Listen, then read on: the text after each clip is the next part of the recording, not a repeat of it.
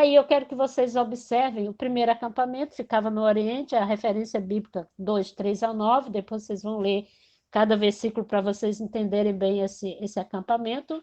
A tribo de Judá, Issacar e Zebulon faziam parte desse primeiro acampamento do Oriente.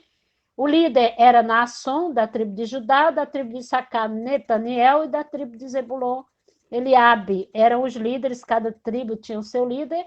Os contados de Judá foram 74.600, de Issacar 54.400, de Zebulon 57.400, totalizando aí 186.400 o acampamento do Oriente, o primeiro acampamento que ficava do lado do Oriente, que tinha Judá como o seu líder, como a tribo líder.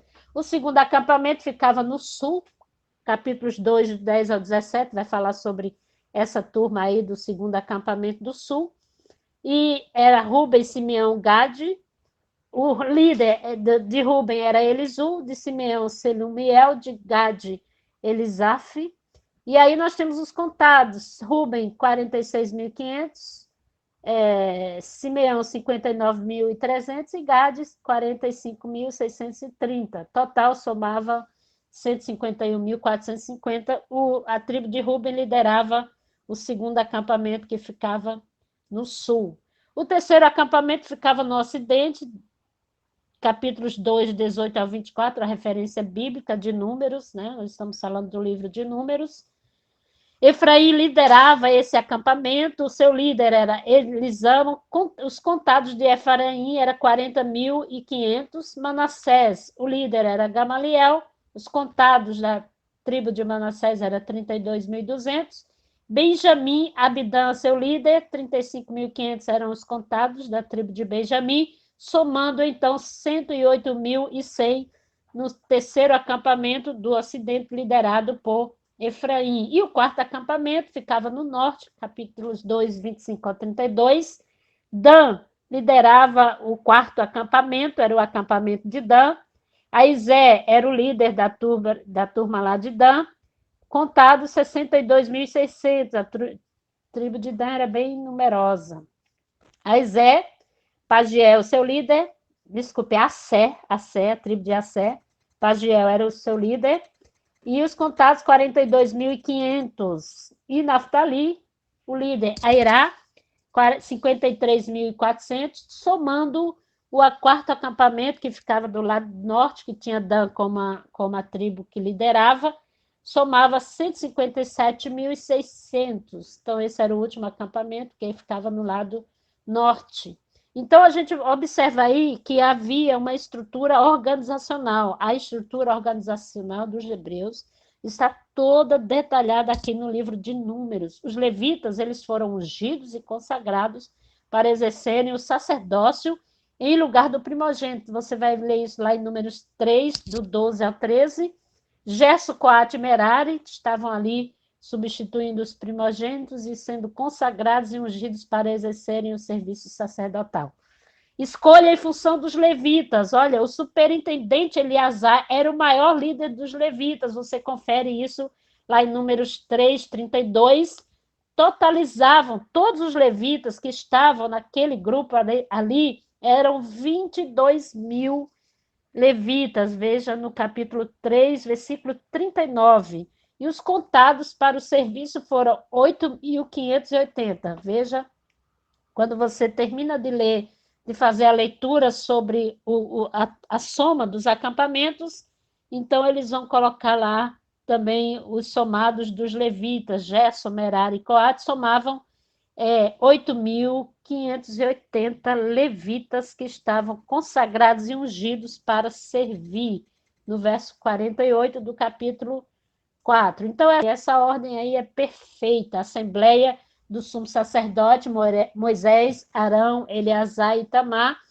Sacerdote Eleazar era o superintendente, o príncipe dos príncipes. Aí eles tinham aí no santuário, quem era responsável eram os coatitas, Elisafã era o líder, e eles eram responsáveis pela supervisão. Totalizavam ali 2.750 homens, no verso 36 do capítulo 4.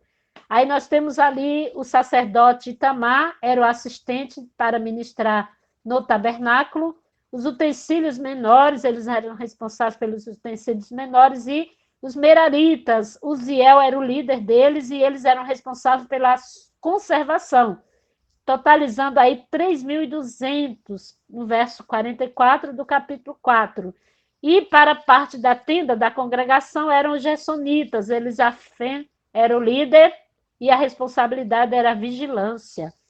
Capítulo 4, versículo 40, somava 2.630. Olha aí que legal. Os sacerdotes, eles estavam ali na supervisão, na superintendência, e tinha os supervisores, que eram os coatitas, os conservadores, aqueles que eram responsáveis pela conservação, os meraritas, e os gersonitas eram responsáveis pela vigilância. Então, tinha supervisão, conservação e vigilância. E aí, os líderes das tribos, cada um com seu líder, e havia responsabilidade, autoridade, comunicação, decisão, avaliação e controle. Isso para você ver que no deserto, Deus estava exigindo essa organização do seu povo. O povo não estava lá de qualquer jeito, caminhando sem rumo, mas estava com toda a direção, com toda a organização de Deus para aquele tempo, para aquela caminhada. Eu acho perfeita essa organização. Inclusive, eu queria mostrar para vocês, eu estou usando esse organograma, não fui eu que fiz, esse organograma foi copiado, eu copiei de um trabalho de liderança que eu participei, mas é fantástico, eu achei perfeito para vocês entenderem que o nosso Deus é um Deus organizado. A posição especial dos levitas no acampamento e seus deveres, você vai observar nos capítulos 3 a 4, visto que Deus havia redimido os primogênitos das famílias de Israel por ocasião da Páscoa no Egito, todos os primogênitos lhe pertenciam, mas o Senhor tomou a tribo de Levi em lugar dos primogênitos. Os levitas estavam incumbidos do cuidado do tabernáculo e do ministério nos aspectos externos. Enquanto os sacerdotes oficiavam no culto cerimonial, todo levita tinha essa responsabilidade para ajudar, era responsável para ajudar, não poderia ser de outra tribo, eram os levitas que faziam essa parte, né? Nem todo levita era um sacerdote, tá? Mas todo sacerdote tinha que ser levita. Os deveres dos levitas, então, nós observamos aí, Levi teve 3 filhos, Gerson, Coate e Merari, em Gênesis 46, 11, nós temos essa informação. Os descendentes dos 3 filhos constituíam 3 divisões, e cada divisão tinha um cargo especial relacionado com o cuidado do tabernáculo. Seus deveres eram ajudar no transporte do tabernáculo, quando o povo mudava o acampamento de um lugar para o outro, e formar a guarda quando estavam estacionados. Nesse caso, ficavam os gersonitas ao ocidente, os coatitas ao sul e as famílias de Merari ao norte. Os gersonitas, eles tinham ao seu cargo o cuidado das cobertas do tabernáculo, confira em 3, 25 ao 26, transportavam couros, peles e tecidos em 2 carros, puxado com 4 bois, confira aí no 7, 6 ao 7. Os coatitas, eles tinham a seu cargo os móveis e utensílios do tabernáculo, 3:31, os quais eram transportados em 4 carros puxados por 8 bois, confira aí no versículo 8 do capítulo 7. Os meraritas cuidavam das tábuas da armação, 3:36 ao 37, que eram levadas nos ombros, utilizando-se de varais. Quando estavam para levantar o acampamento, os sacerdotes envolviam as partes do tabernáculo, cobrindo-as com tecidos e couros. Tudo isso demonstra a reverência com que manejavam os objetos relacionados com o culto. Santificação do acampamento em leis diversas, você vai ver aí do 5 ao 8. A expulsão dos impuros, 5, 1 a 4. Restauração de propriedade, de propriedade furtada, 5, 5 ao 10. Lei sobre ciúmes, capítulo 5, 11 ao 31.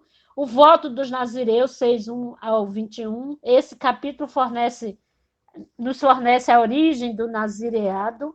um nazireu de um verbo que significa separar ou abster-se, era um leigo, homem ou mulher, fazia o voto de consagrar o serviço de Deus por um determinado período de tempo ou em alguns casos, por toda a vida. Essa pessoa não podia beber do fruto da vide, cortar o cabelo ou contaminar-se com cadáveres. A gente lembra do nosso Sansão, né? E aí Sansão tinha esse voto, né?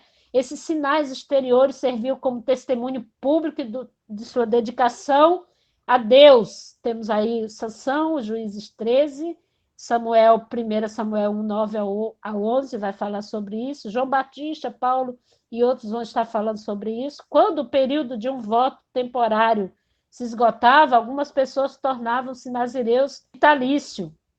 O nazireu tinha de se apresentar, tinha de apresentar oferendas apropriadas a fim de que fosse libertado do seu voto. Além disso, devia raspar a cabeça. Quando ele raspava a cabeça, já era um sinal de libertação do seu voto. Atos 21, 24.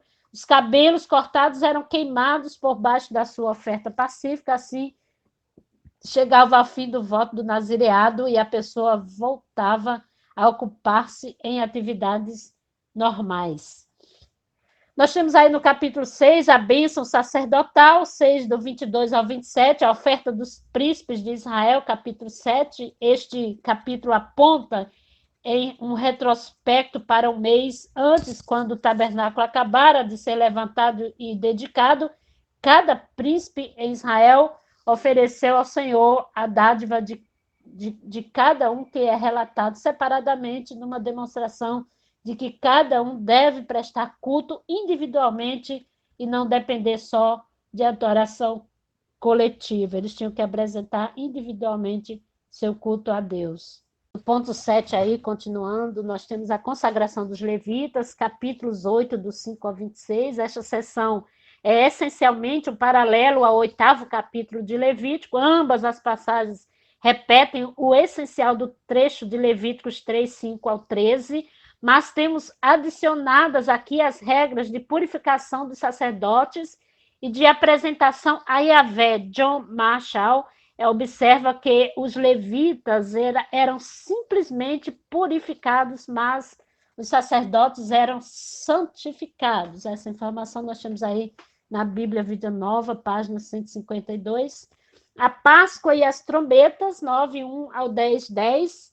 Saída do Sinai, marcada pela celebração da Páscoa, foi a primeira celebração dessa festa desde o Êxodo e possivelmente a única no deserto, pois Israel não observava a circuncisão, requisito para celebrar a Páscoa, Êxodo 12, 48, desde a rebelião contra o Senhor até entrar em Canaã, 14, 20 ao 35, Josué 5, 2 ao 7, as duas trombetas de prata serviam a vários propósitos, 10, 1 ao 10, convocar a congregação para a reunião diante do tabernáculo, reunir os príncipes das tribos diante de Moisés. Lembra que cada tribo tinha um príncipe, um líder, então esses príncipes se reuniam diante de Moisés, possivelmente para receber as orientações e passar para as pessoas. Cada acampamento tinha muita gente, né? Então os príncipes lideravam, passavam as informações. Então você vê aí uma forma linda, né, de comunicação, de organização. Eles também indicavam às tribos acampadas ao oriente do acampamento o momento de pôr-se a caminho. Então, o toque das trombetas convocava a congregação para se reunir diante do tabernáculo, reunia os príncipes diante de Moisés e indicava às tribos o horário de partir.